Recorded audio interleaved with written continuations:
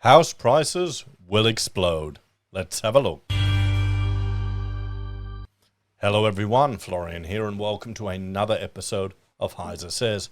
Grab your stein of coffee and let's check out this article about house prices here in Australia because, well, they're going to explode. They're going to surge. Let's check this out because, I mean, there's many people that are hoping for a significant crash in the housing market. I can't see it manifesting. How many people have been predicting a crash for decades? People can make a living out of doing that. You don't need to be right or wrong, do you?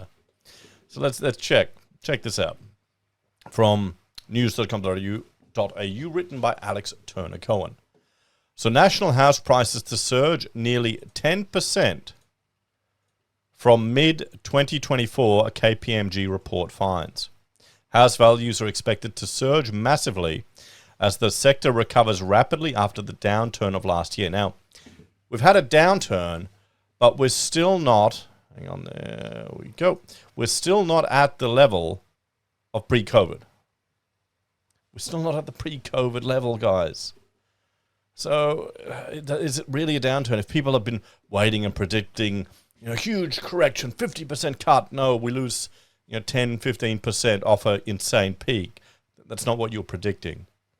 We were complaining about housing affordability back in 2019, 2018. I don't think affordability is ever going to be addressed in Australia, honestly. The longer I'm reading articles, discussing the sector, looking at things, the less I believe that a significant market correction could occur in Australia, because there would be so many parties pushing for radical intervention to ensure it doesn't occur. And that's just one of the many pillars that are supporting the housing market here. I know if you don't want to hear that, I know it's unfair, I know it's bullshit, I know previous generations got significant growth. I mean, you can bitch and moan about it, but well, that won't really address the situation, will it? House values are expected to surge by nearly 10% from midway through next year as buyer demand drives up prices. Nationally, prices will jump by 4.9% over the next 9 months. And then after that, from June 2024 onwards, prices are set to rise 9.4%. That's according to the Residential Property Market Outlook report from consultancy firm KPMG. There's no Y in there anymore, is there?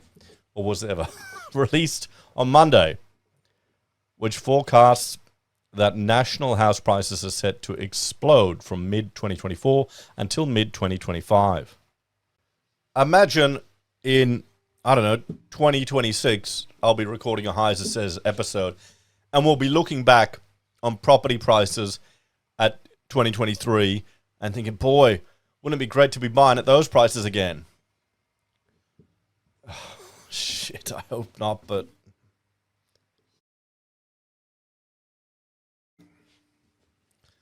projected rate cuts and constrained housing supply are poised to drive consistent growth in both house and unit prices during financial year 25, the report's authors noted. The surge is somewhat reminiscent of the housing boom of 2021, which saw house prices surge by 29%. Yet, no, this is a once-in-a-lifetime thing. And let's bring up an example. Let's bring up my city, the asking prices here in Brisbane, because it's bullshit, to be brutally honest. There you go. Look. Back here. Yep.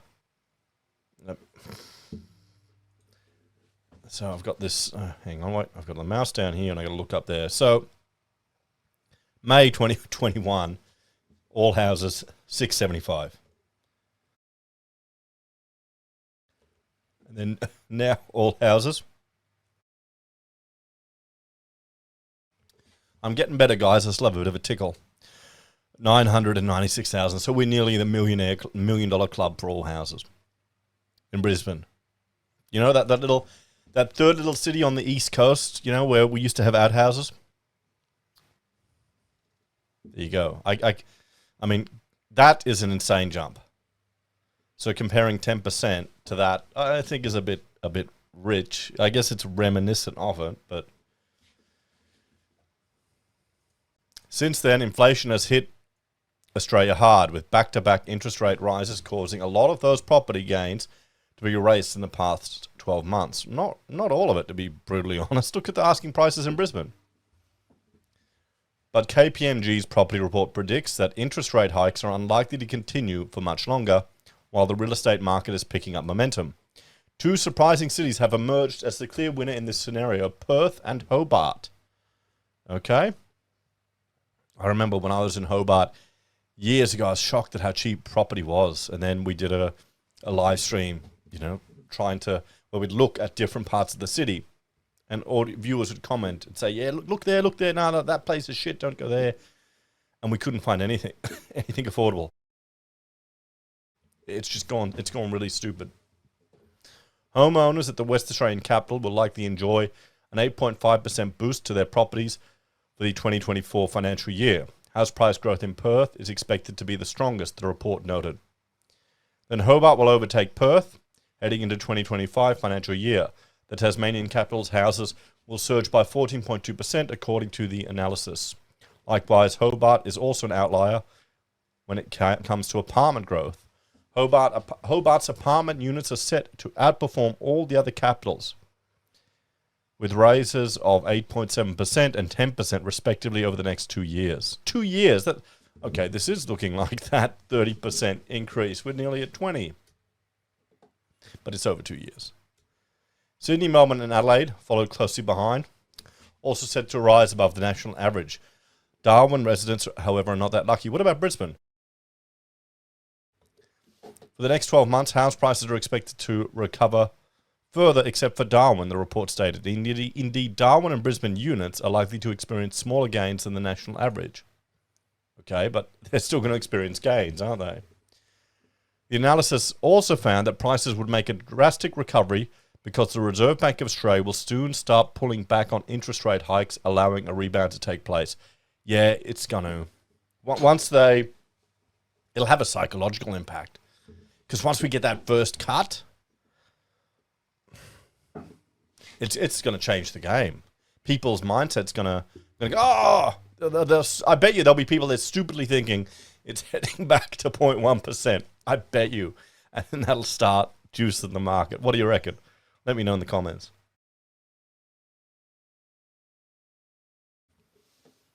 The end of the RBA's tightening cycle is in sight, the authors stated. They said an increase in foreign investment since the beginning of the pandemic is also driving the price growth. Dr. Brendan Ryan, KPMG chief economist, said despite high interest rates, constrained supply will likely dominate the factors influencing property prices in the short term and result in continued price gains in most markets during 24. He said the scarcity of available land, and that's not improving, falling levels of approvals, that's the construction apocalypse, and slower or more costly construction activity would be the source of the surge, alongside rate cuts, the potential for relaxed lending conditions, and rental costs pushing tenants into buying their own properties. It gets to a point where the amount of money you're paying for rent, I think some relatives are renting a little three-bedder here in Brizzy. Young couple, $600 a week, just for rent. You know, the old saying, rent money is dead money. Sure, it's fantastic if you want to move around and have flexibility, but when you're pretty much planning on settling in a city, I mean, in some bad news, however, it appears the rental crisis shows no signs of abating in the coming years. Annual rent growth will be 5.6% over the next 2 years, which is 2.5% higher than the long-term average. You're making more money off these properties. Rent inflation is likely to be higher than the 10-year pre-pandemic average growth rate by 0.61 percentage points each quarter for the next 2 years, the report added. So let's finish up by going through the pillars of the housing market that I'm sure many of you are familiar with now because I've discussed this so many times, but I think it's worth looking at them. We've got fewer bad loans. The number of non-performing loans is a reduction from when they peaked. Even now, non-performing loans have gone up. We're still not at pre-pandemic levels. So don't expect a huge huge deluge of forced sales to come on the market. They're opening the gates. People are returning to Australia. They want to come to Australia.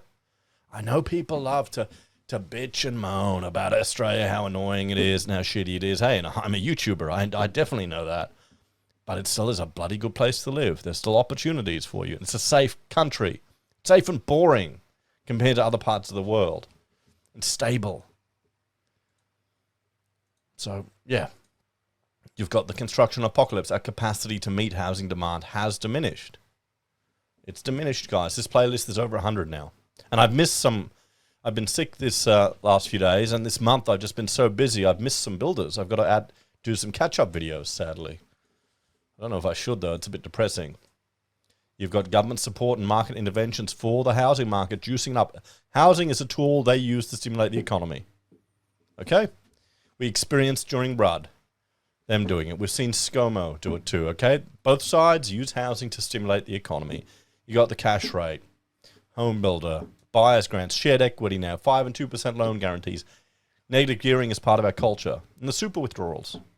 So, there's nothing, honestly, what this tells you is any of the government's attempts to make it easier for people to get into housing is not going to make it easier. It may make it easier for the first people. I mean, I would be a fan of people being able to use their super. I like the Liberal Party policy of that. Use your super to get into housing. Will that juice up housing? Yeah, it will. But it's better to have people as homeowners than not. Government support and intervention in the economy. Oh, hang on, we're going backwards. Wait. Oh, they kept the zombie companies alive. They let businesses trade while insolvent. That's just a demonstration of how they can change the rules as needed. So just keep that in mind. That scared the shit out of me when they let people trade while insolvent. I'm sure most people wouldn't care, except everyone who's been in small business and had someone stiff them on a bill. How many tradies would love to be doing business for an insolvent builder? A lot of them are discovering what's that like now as they're trying to get paid. Oh, and the JobKeeper, you got the not in my backyard crowd. Yeah, the Australian way to bitch and moan to your neighbours. 50% of Aussies live in these three places. Okay, you can talk about, why don't we want to move? You're here in the middle of nowhere now. You don't want to live there. You want to live in the good parts of the country, you know? Right here, the best, absolute best, super best part. Right here. Yeah, move there. Forget better all the other shit. Yeah, here it's warm, people are more attractive and smarter. Yeah, definitely, right there. Not biased at all, but my point is, when people say, oh, how's housing so expensive? Australia's so huge. Yeah, but there's so much of this country you couldn't go to legally. Like here, APY land, I couldn't go there. I need a special permit. Fine. There's so much of the country you can't go to. And, I mean, how many of these places would you go to fly out for work? You've got to get paid to go through the process of traveling to some of these remote areas. And, I mean, living out here, the cost of living is insane too. It's just crazy. It'd be nuts. I think a carton of milk costs $8. It's just stupid. You've got national construction code changes happening every time. Every year, or every 3 years. But the new changes are going to drive up costs, about 30 grand a house. So that's another support pillar here. That's what we vote for. That's what we want. We want intervention. You've got APRA. They've got their buffers, and they'll change it as needed. They don't want to choke off credit. So it's already been reported. Family support, people will step up and help their family. The majority of my viewers will, which isn't surprising. I know a lot of you are, bunch of grumpy old bastards like me, but still, you'll take care of your family. Maybe we're not the typical, because it's a high, like 80% male viewership, so there's probably more of a bias of accepting responsibility to look after your family there. But anyway. And then the FOMO impact. The number of people that bought during the mania period. You had 600,000 dwellings change hands. And I'd say the highest risk of the 2% loans, it's only 10,000. And then finally, the demographic shift, where we need more dwellings because we've got smaller households. So guys, wait, I will just... So yes, let's have a bit of a chat about all of it. So what do you reckon? Do you think housing will surge in 2024? Have you been like a perma property bear watching all of the reports about property coming down? I mean, I was right there. I was reading it, talking about it, pushing it forward on my channel when the RBA was doing modelling of a 40% crash, and the media picked up on it. And then the more I looked at it, the more I looked into it, I started appreciating the pattern of how the negative news and the fear gets so much traction. And that was simply the media grasping the worst case scenario the RBA tested. It wasn't a prediction, but they put it forward like a prediction to get the views. And then you've got people who are invested in, ideologically invested, some of them, to hope and beg and need a crash or a correction. So let me know your take on this, guys. Do you think property's heading up or is it heading down? As always, thanks for watching. Check out Heiser Bit more Heiser does. You know how to support the channel, and I appreciate everyone that does. I've got to go. I need to get some more Limsip. Take care, and I'll see you next time. Bye for now. Oh, and hashtag not sponsored.